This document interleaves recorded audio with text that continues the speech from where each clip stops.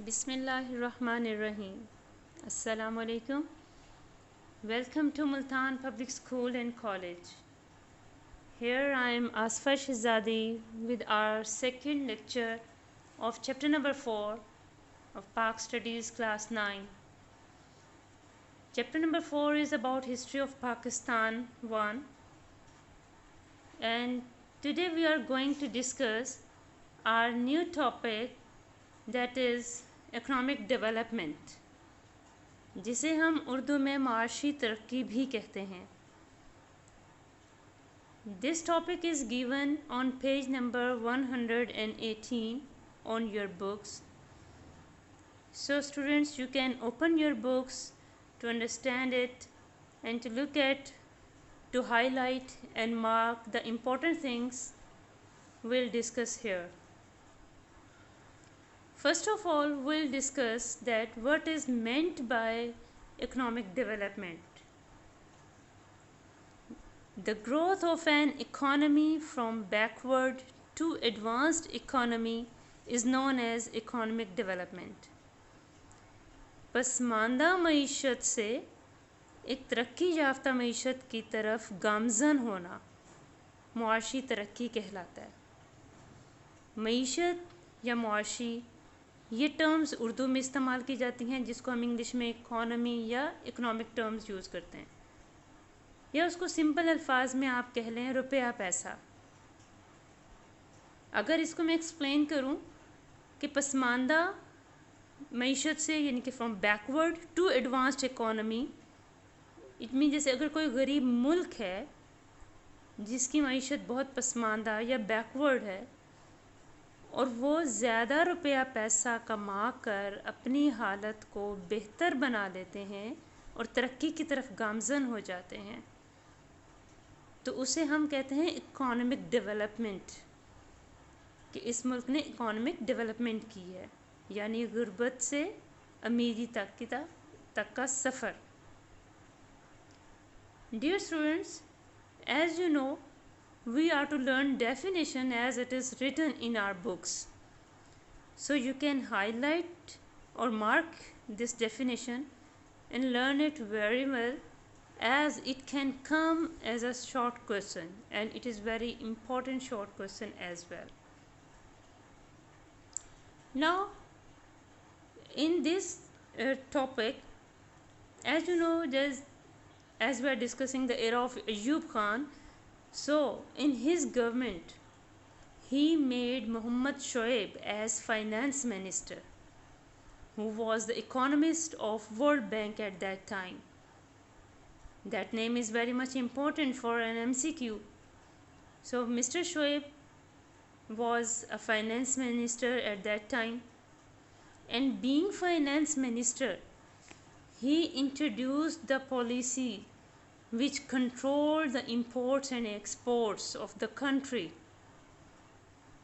उसने दरामदात और बरामदात पर काबू पाया, एक्सपोर्ट्स को बढ़ाया गया और इंपोर्ट्स को कम किया गया.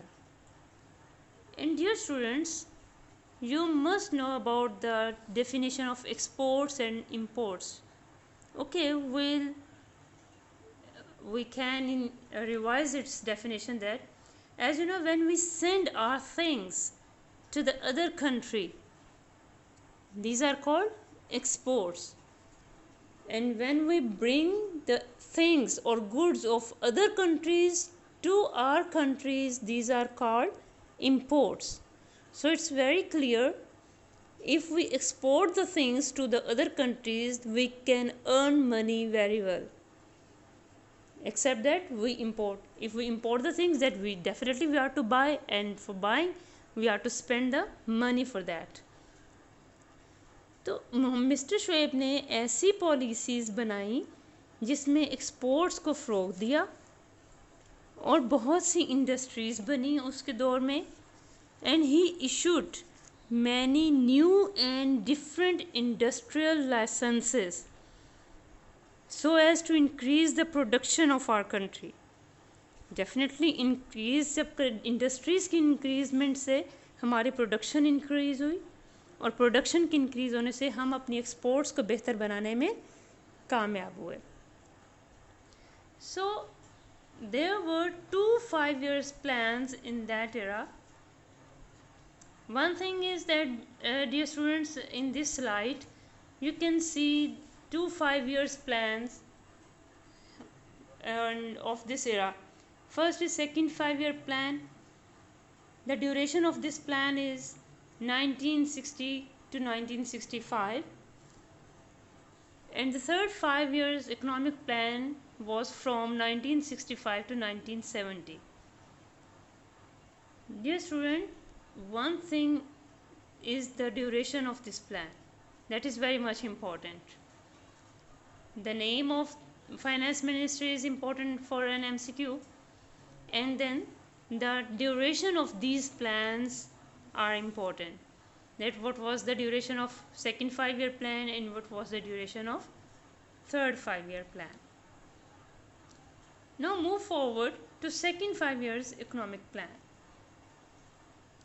In this economic plan, different targets were set, that how many development we'll get according to our economy in 5 years in different sectors. So to achieve those targets, 23 billion were estimated.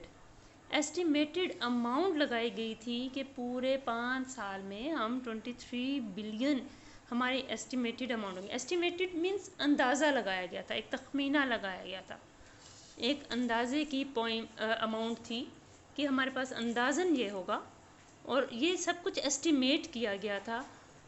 और उसके ऊपर बाद में किस sector पे कितना divide किया गया, डिस्ट्रीब्यूट कैसे किया.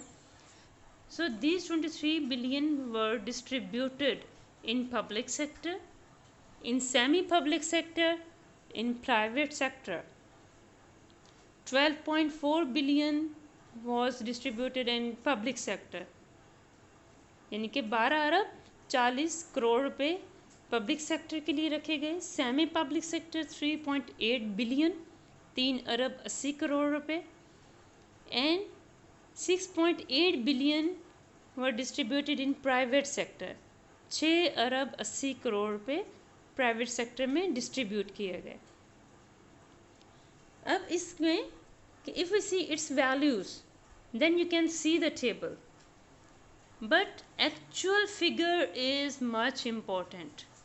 23 billion. You must mark it and keep in your mind that what was the actual amount or estimated amount of second 5-year plan. That was 23 billion. So students, before going on the targets and the results, हम ये जानना चाहते हैं कि क्या targets थे, हमारे results क्या थे, किन सेक्टर्स में से क्या एस्टिमेट लगाया जा रहा था, क्या हम कर रहे थे, एक्सपेक्ट क्या कर रहे थे और हमें रिजल्ट्स क्या मिले. वहाँ जाने से पहले कुछ टर्म्स यहाँ यूज़ की गई हैं हमारी बुक में, उसको अंडरस्टैंड करना बहुत ज़रूरी है. So it is very much important to understand that which is the meaning of these terms. First is national income, जिसको हम उर्दू में कहते हैं कौमी आमदनी, राइट.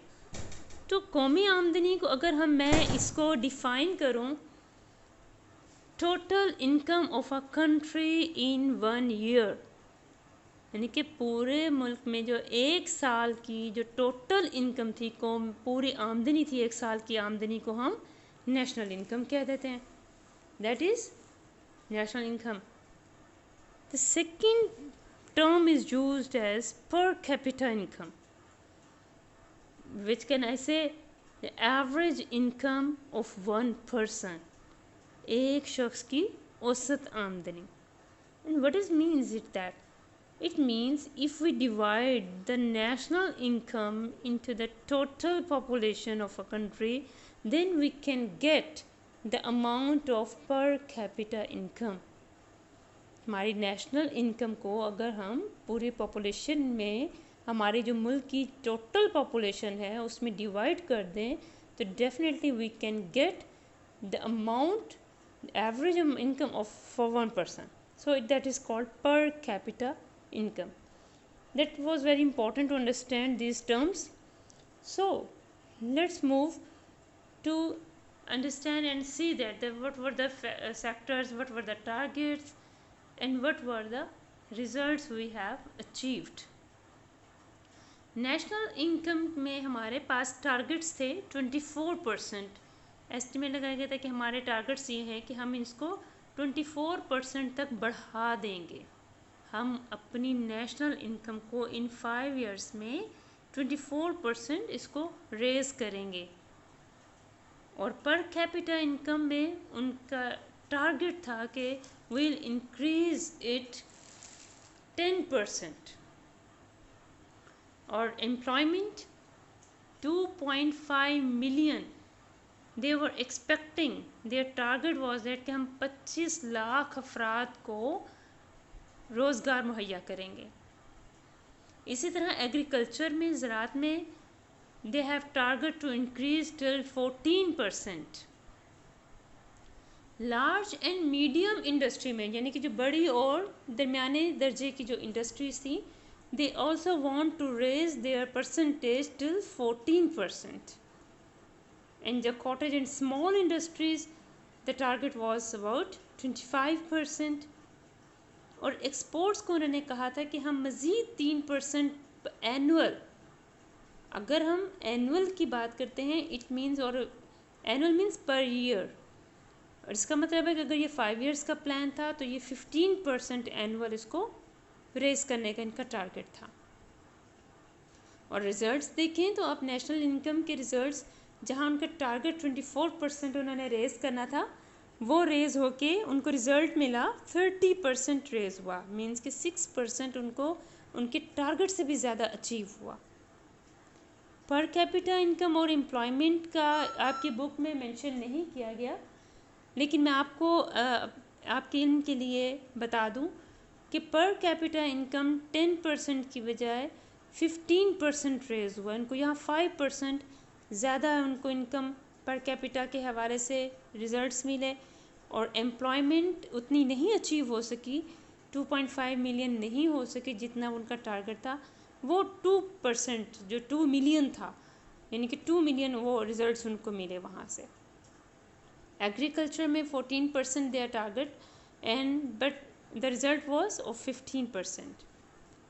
अच्छा, लार्ज एंड मीडियम इंडस्ट्री को अगर देखें, अगर हम इंडस्ट्रियल लेवल पे जाएं तो लार्ज एंड मीडियम इंडस्ट्री या स्मॉल इंडस्ट्रीज़ को अगर हम ओवरऑल देखें तो उन्होंने रिजल्ट्स, इसका टोटल अमाउंट उसके बता दी थी रिजल्ट्स की, कि इन दोनों का जो टोटल रिजल्ट था वो 40% था.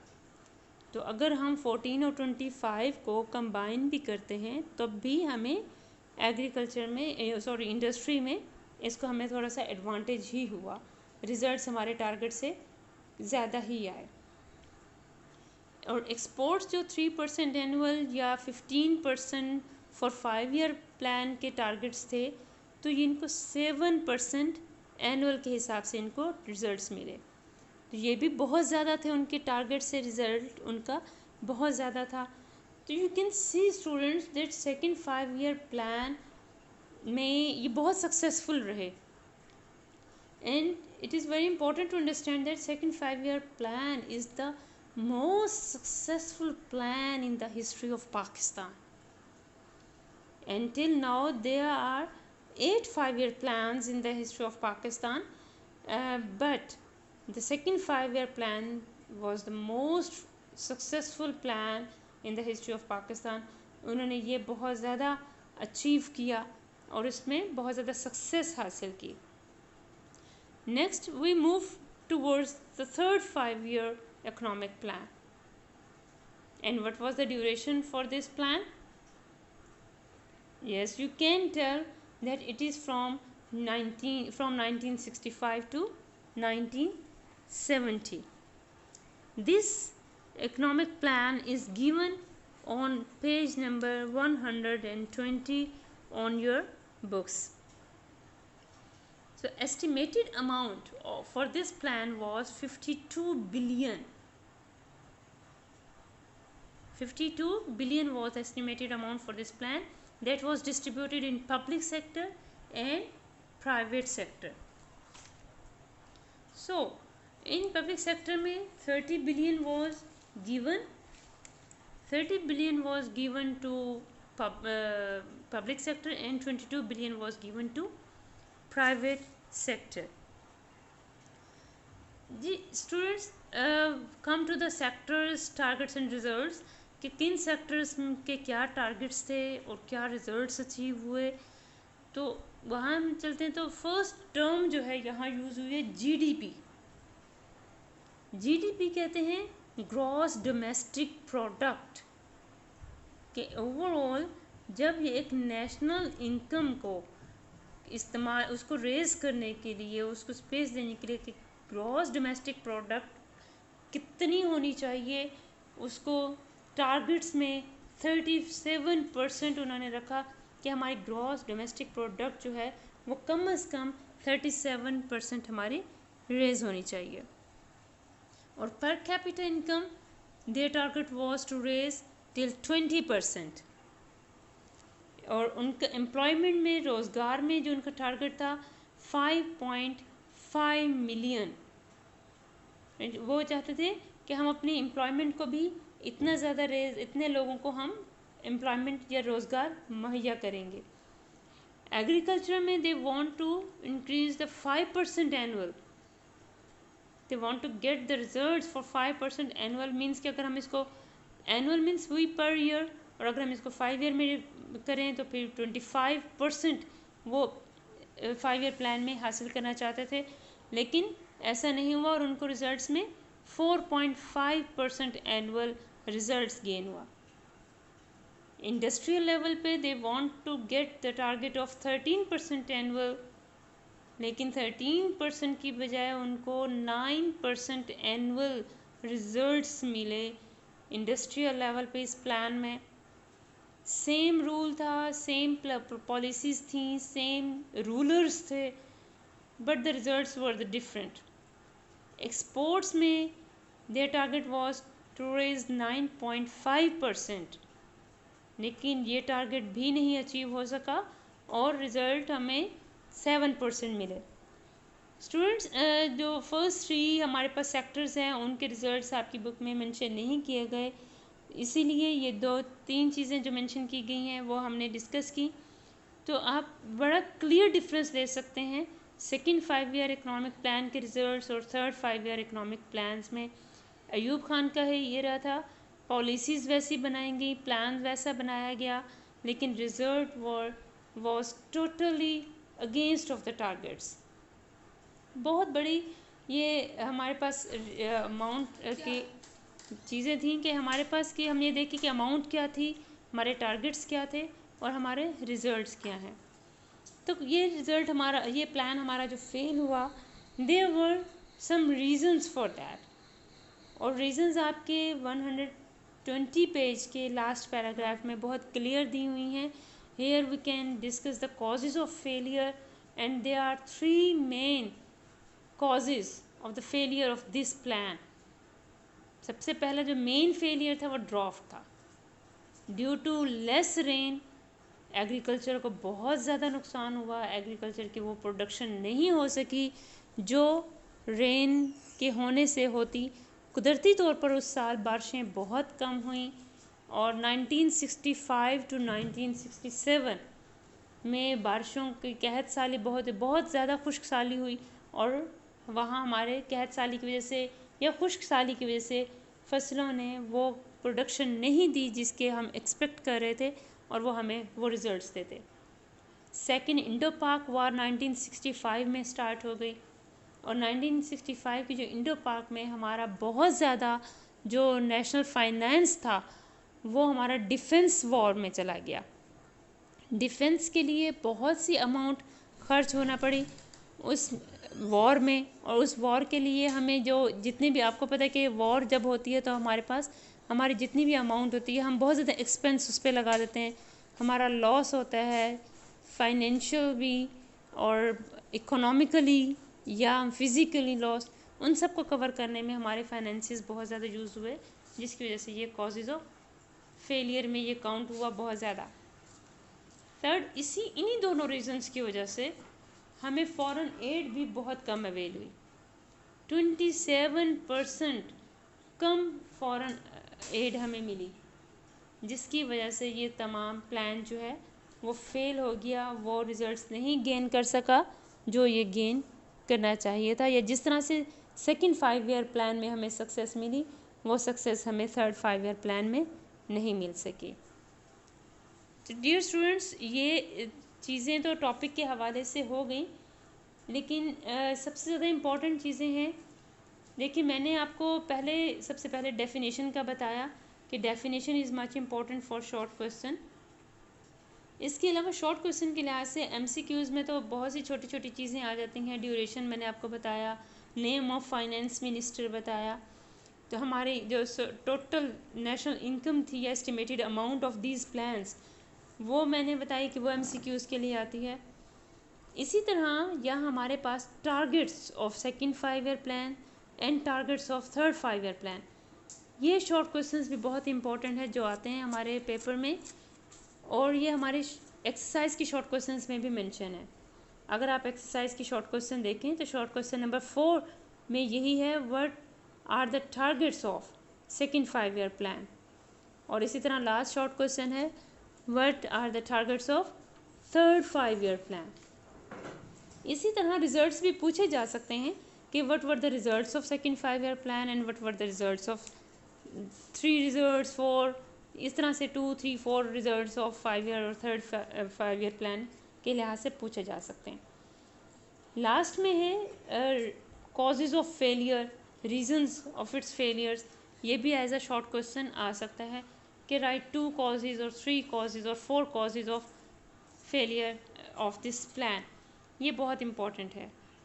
सो that's all for our topic dear students, thank you very much, and I would like to end this topic by suggesting that stay home and stay safe in this crucial and pandemic situation. Thank you. Allah Hafiz.